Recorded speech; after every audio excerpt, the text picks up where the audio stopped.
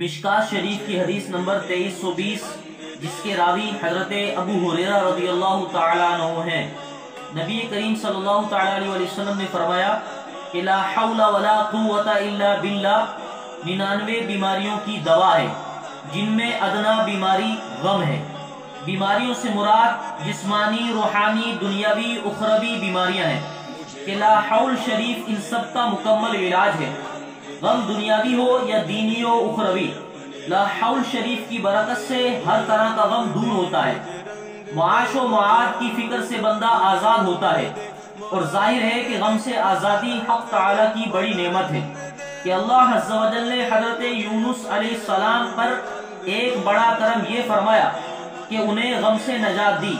اللہ عز و جل فرماتا ہے فَاسْتَجَبْنَا لَهُ وَنَجَّيْنَاهُ مِنَ الْغَمِّ، تو ہم نے اس کی پکار سن لی اور اسے غم سے نجات بخشی۔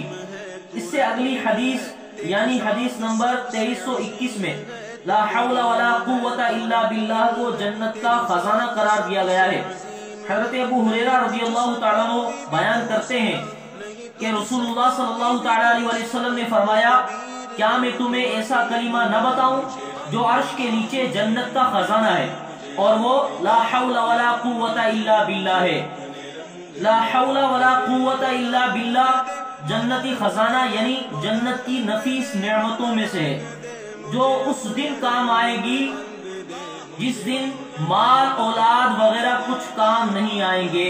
اگر آپ اس چینل پر نئے ہیں تو اس چینل کو سبسکرائب کیجئے، بیل آئیکن کو پریس کیجئے، ویڈیو کو لائک شیئر کرنے کے ساتھ ساتھ اس کے حوالے سے اپنی رائے کا اظہار کمنٹس میں ضرور کیجئے۔